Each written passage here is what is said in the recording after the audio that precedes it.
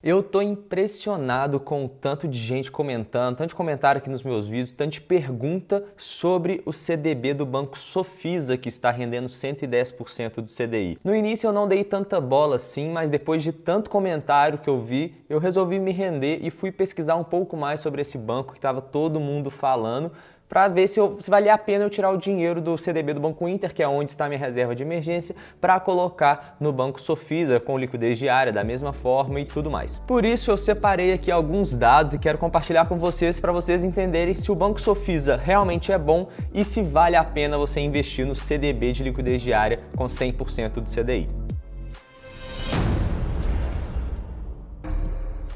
Fala galera, beleza? Meu nome é Henrique Storch, eu sou certificado como especialista em investimentos pela Ambima e nesse vídeo aqui eu quero compartilhar com vocês toda a minha opinião com base em dados sobre o Banco Sofisa. Então se você tem dúvida se ele é bom, se ele é confiável, se vale a pena você colocar o seu dinheiro lá, deixa seu like aqui embaixo e também já aproveita e me conta se você investe lá, se está pensando em investir, deixa aqui nos comentários onde está a sua reserva de emergência, beleza? Bora lá! Qual que é a primeira coisa que a gente tem que analisar antes de tomar qualquer decisão de investimento e que eu falo sempre aqui, quem acompanha o canal já está cansado de saber isso. Basicamente a gente precisa saber qual que é o nosso objetivo com aquele investimento, qual que é o risco que ele vai nos oferecer, qual que é a liquidez e qual que é a rentabilidade. E repara muito bem que a rentabilidade foi a última coisa que eu falei. E aí, sem enrolação, vamos direto ao ponto. Qual que é o risco que o CDB do Banco Sofisa possui? E para analisar isso, a gente vai usar o site Banco Data, que é um site do Banco Central, que nele a gente consegue saber as informações dos balanços de todas as instituições financeiras que a gente quiser e é de lá que eu vou trazer esses dados daqui, beleza? O primeiro ponto que nós vamos analisar aqui é se ele possui lucros recorrentes. O ideal é que o banco seja muito lucrativo e que não tenha prejuízos. E no caso do Banco Sofisa, nos últimos trimestres, ele apresentou lucro, então isso é um ponto positivo para ele. Só que o segundo ponto que nós vamos analisar chama indicador de Basileia. Pouca gente comenta sobre ele e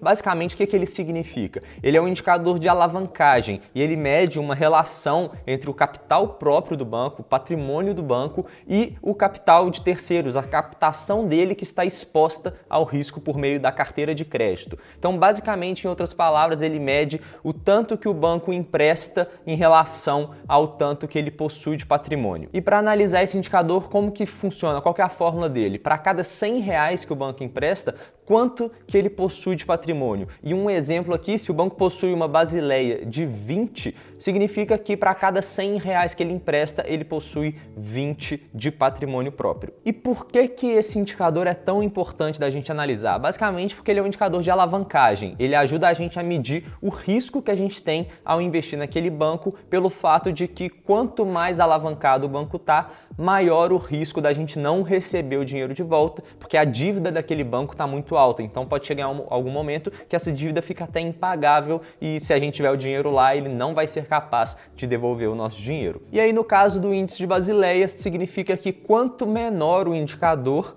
pior, porque significa que o banco possui menos capital próprio, menos recurso próprio para cada real que ele tem emprestado. E o mínimo que o Banco Central exige é que a Basileia seja de 11%. Então, se tiver uma Basileia próxima de 11% ou até mesmo abaixo de 11%, o Banco Central já vai ficar de olho ali, vai correr atrás do banco para ele se adequar a essa regra que ele exige, que é uma Basileia mínima de 11%. E é exatamente por isso que aqui a gente já acende um alerta. A Basileia do Banco Sofisa está em 12,7% e já está naquela faixinha ali amarela que a gente tem que tomar um pouco mais de cuidado e ligar esse alerta para a gente tomar bastante cuidado antes de colocar o dinheiro lá. Ah, mas o Banco Central exige um mínimo de 11% e eles estão acima do mínimo. Sim, isso está correto, mas se a gente analisar, em vez de fazer uma análise estática e olhar o banco ao longo do tempo, a gente vê que a Basileia está em declínio, ela está com uma tendência de queda, já que ela saiu ali de 20% mais ou menos em 2017 e já atingiu a casa dos 12%. Se continuar caindo ainda mais, é mais um ponto de atenção que a gente tem que tomar cuidado. E nessa questão da Basileia, a gente tem mais um ponto muito interessante que a gente pode analisar também, que é a Basileia de alguns bancos concorrentes, como por exemplo o Banco Inter e o Nubank, que são os bancos digitais aí que estão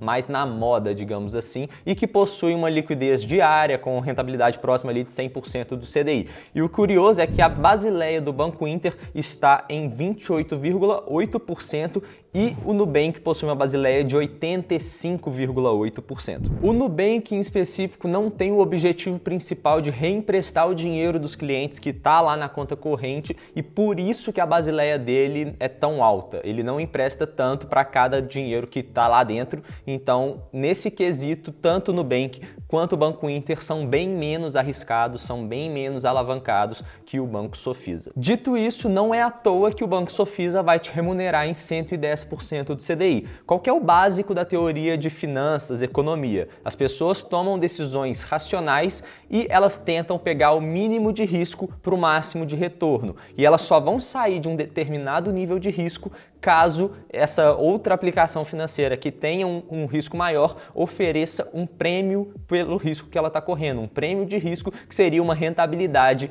a mais. O maior problema é que a previsão do CDI é fechar o ano na casa ali dos 1,9%, e você sair de uma rentabilidade de 1,9% para 110% do CDI, que seria 2,19%, na minha opinião, correndo esse risco a mais que o Banco Sofisa oferece, não vale a pena você sair, por exemplo, do Nubank ou do Banco Inter para abrir uma conta e deixar o seu dinheiro lá no Banco Sofisa. O risco que você corre, na minha opinião, é muito maior do que o excesso ali de rentabilidade que esse banco vai te entregar. E aí aqui tem mais um argumento de quem pode defender o Banco Sofisa, é que tanto o Banco Inter, Nubank, até mesmo o Sofisa possuem a cobertura do FGC.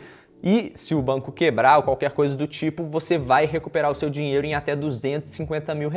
O problema é que precisar desse FGC por um dinheiro que é a sua reserva de emergência, na minha opinião, não faz muito sentido pelo fato de que pode demorar alguns meses para o FGC te pagar. Então, se você precisar daquele dinheiro e você tiver que ficar esperando o FGC te pagar, então simplesmente você vai desesperar porque você precisa daquele dinheiro para uma emergência. A emergência aconteceu, mas você vai ficar na mão do FGC em algum caso extremo. Só para você ter uma ideia da diferença de rentabilidade entre esses dois títulos, 100% CDI e 110% CDI, se você investir R$500 todos os meses ao longo de 5 anos, considerando o CDI de 1,9%, você teria R$30.883,83, enquanto se você considerar o CDI de 110% do CDI, você teria R$31.100,27. Ou seja, a diferença de rentabilidade aqui é muito baixa e você não vai enriquecer justamente por esses 10% a mais,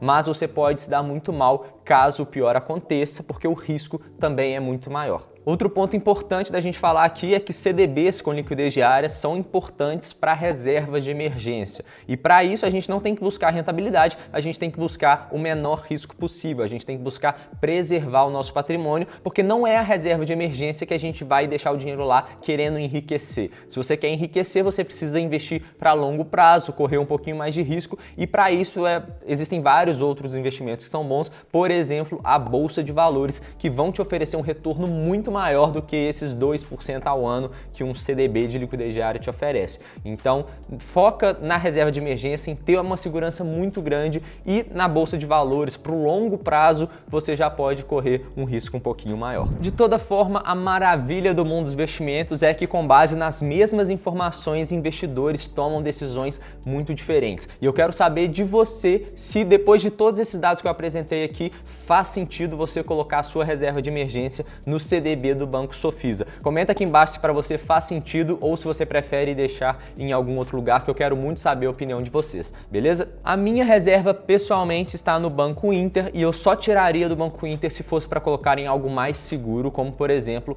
o Tesouro Selic. Fora isso, correr um risco um pouco maior na minha reserva de emergência não faz muito sentido. Mas se você curtiu esse vídeo, já deixa seu like aqui embaixo para o YouTube entender que você curtiu, que resolveu sua dúvida e provavelmente vai resolver a dúvida de outras pessoas que estão interessadas no Banco Sofisa também, beleza? Você curtindo vai ajudar demais aqui o canal a crescer. No mais, eu vou ficando por aqui. Meu nome é Henrique Stuart e bora enriquecer.